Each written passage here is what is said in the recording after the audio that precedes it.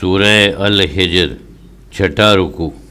سورت کا آخری رکوع ہے۔ سورت میں ملت ابراہیمیہ کی بنیاد رکھنے والوں کی کیفیت اور منکرین حق کی حالت کا بیان تھا۔ توحید کے مسئلے کو ذہن نشین کیا گیا۔ اب اس بیان کا خلاصہ ہے اور حجر کی بستی کی رہنے والی قوم سمود کا بیان فرما کر تخلیق کی حکمت سے آگاہ کیا جا رہا ہے۔ انسان کا مقصد حیات اپنے رب کی عبادت، اس کی معرفت ہے۔ اس مقصد سے غافل ہو کر زندگی بسر کرنا ہلاکت ہے۔ منکرین انبیاء کو جھٹلاتے آئے ہیں اور انبیاء ان پر غم کھاتے اور صبر کرتے رہے ہیں۔ مسلمانوں کو ہدایت کی جا رہی ہے کہ دنیا کے مال و متاع پر نظر نہ ڈالیں، مقصد پر نظر رہے اور رحمت سے وابستہ رہیں۔ منکرین کی کیفیت سے جو گرانی حضور صلی اللہ علیہ وسلم کے قلب نے محسوس فرمائی، اس غم کو آپ کے قلب مبارک سے دور کیا جا رہا ہے اور صبر کی تلقین اور لذت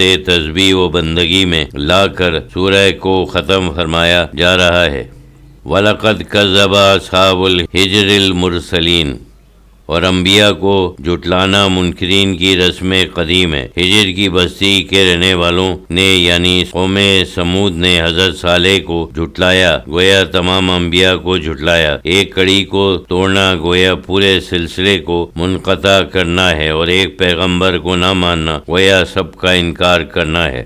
وَآتَيْنَاهُمْ آيَاتِنَا فَكَانُوا عَنْهَا مُعْرِضِينَ، اور ان کو ہم نے اپنی نشانیاں عطا فرمائیں، معجزات دکھائے، پتھر سے اونٹنی نکالی، تب بھی وہ روگردانی کرتے رہے، نہ حضرت صالح کی رسالت کے قائل ہوئے، نہ اللہ کی توحید کے، بلکہ اپنی نافرمانی اور نبی کی دل آزاری پر قائم رہے۔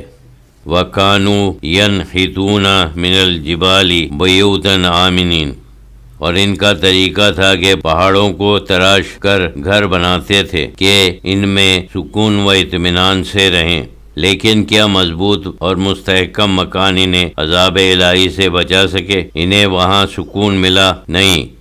فَأَخَذْتُهُمُ السَّيِّحَةُ مُصْبِحِينَ، البتہ صبح ہوتے ہوتے ان کو ایک آتش چنگاڑ سخت آواز نے آ پکڑا۔ یہ امر اتفاقی نہ تھا، کوئی زلزلہ نہ تھا، یہ اللہ کے حکم سے جبریل کا اس خطہ زمین کو اٹھا کر پٹک دینا تھا جس نے ان کے مضبوط قلعوں کو الٹ دیا اور یہ محل ان کو عذاب سے بچا نہ سکے۔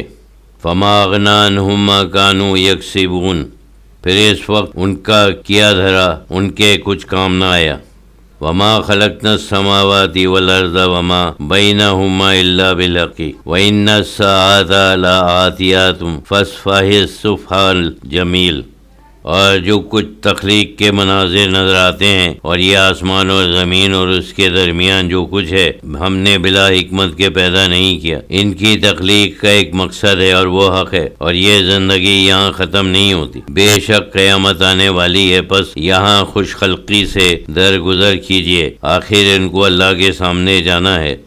ان ربک هو الخلاق العلیم، بے شک آپ کا رب ہی تو سب کا پیدا کرنے والا بڑا علم والا ہے، اس سے ان کے حرکات پوشیدہ نہیں۔ یہ اور ان کی دنیاوی دولت و ثروت سب کی قدر و قیمت ان کو معلوم ہو جائے گی۔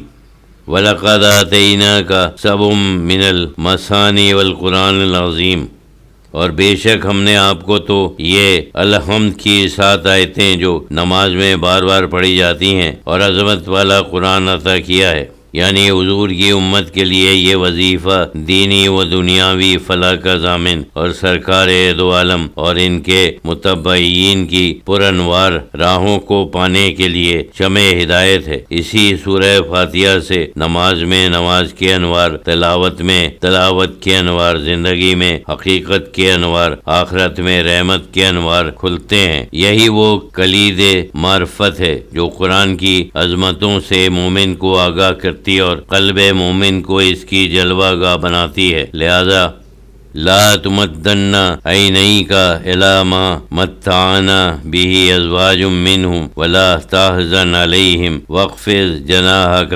للمؤمنین، آپ آنکھ اٹھا کر بھی ان چیزوں کو نہ دیکھیے جو ہم نے ان میں سے کافروں کی مختلف جماعتوں کو دنیا برتنے کے لیے دی ہیں، اور نہ آپ ان کے حال پر تعصب فرمائیں۔ آپ کو ان سے کیا غرض، کیا واسطہ؟ آپ کے لیے تو آپ کے چنے ہوئے مومن کافی ہیں۔ کافروں کو ان کے حال پر چھوڑیے اور اپنے بازو ایمان والوں کے لیے جھکائے رکھیے، یہی آپ کی شفقت و التفات کریمانہ کے مستحق اور محتاج ہیں۔ وَقُلْ إِنِّي أَنَا نَذِيرٌ مُبِينٌ، اور آپ فرما دیجئے کہ میں تو بدعمالیوں کے عواقب سے ڈرانے والا، اللہ کے کام اعلانیہ کھول کر بیان کرنے والا ہوں۔ اب ماننا نہ ماننا تمہارا کام ہے، نہ مانو گے تو اس کا خمیازہ خود بھگتو گے۔ کما انزلنا علی المقتسمین، اور اسی طرح ہم کفار پر عذاب نازل کریں گے جس طرح ہم نے ان حصے بکھرے کرنے والوں پر نازل کیا۔ الذین جعلوا القرآن عضین، جنہوں نے قرآن کو یعنی کتاب سماویہ کو یا مشرکین کی طرح خود قرآن کو ٹکڑے ٹکڑے کر ڈالا، جو مناسب سمجھا قبول کیا، جو نفس پر بھار ہوا ترک کیا۔ یہ خوشی کا سودا نہیں، اللہ کا پیغام ہے جو سورہ فاتحہ سے لے کر وَلَلنَّاسِ تک آپ کے رب کی طرف سے آپ پر نازل ہوا ہے۔ کل پر ایمان لانا ہے۔ اگر کسی نے ایسا نہ کیا فَوَرَبُّكَ لَنَسْأَلَنَّهُمْ أَجْمَعِينَ، تو قسم ہے آپ کے رب کی، ہم ان سب سے ضرور پرسش کریں گے۔ اما کانوا یعملون، ان سب باتوں کے متعلق جو کچھ یہ کیا کرتے تھے۔ فَاصْدَعْ بِمَا تُؤْمَرُ وَأَعْرِضْ عَنِ الْمُشْرِكِينَ، بس آپ وہ سب خوب کھول کر سنا دیں جس کا آپ کو حکم ہوا ہے، اور مشرکوں کی ذرا پرواہ نہ کریں، یعنی یہ آپ کا مذاق اڑائیں، آپ کی سنیں یا نہ سنیں۔ اے حبیب، آپ تو ان کو کچھ نہ کہیں گے، لیکن اِنَّا كَفَيْنَاكَ الْمُسْتَهْزِئِينَ، ہم آپ کی طرف سے ان مذاق اڑانے والوں کے لیے کافی ہیں۔ آپ کا مذاق اڑا کر نہ دنیا میں آپ کا کچھ بگاڑ سکیں گے، نہ آخرت میں اپنے کو اس تمسخر کے عذاب سے بچا سکیں گے۔ الذین یجعلون مع اللہ الہا آخر فسوف یعلمون، اور یہ تمسخر کرنے والے جو اللہ کے ساتھ اور معبود بھی قرار دیتے ہیں، تو ان کو عنقریب ہی معلوم ہو جائے گا کہ وہ کس حماقت میں مبتلا تھے، یعنی اللہ تعالیٰ درد مند قلوب کی کیفیات سے آگاہ ہے۔ وَلَقَدْ نَعْلَمُ أَنَّكَ يَضِيقُ صَدْرُكَ بِمَا يَقُولُونَ، اور اے رسول ہم جانتے ہیں کہ ان کی باتوں پر آپ کا جی تنگ ہوتا ہے، دل مقدر ہوتا ہے۔ فَسَبِّحْ بِحَمْدِ رَبِّكَ وَكُن مِّنَ السَّاجِدِينَ، آپ ایسی حالت میں انشراح قلب کے لیے آپ اپنے پروردگار کی تسبیح و حمد کرتے رہیے، اور جو آپ کا معمول ہے کہ حالت غم میں نماز میں مشغول ہو جاتے ہیں، اسی طرح سجدہ کرنے والوں میں رہیے۔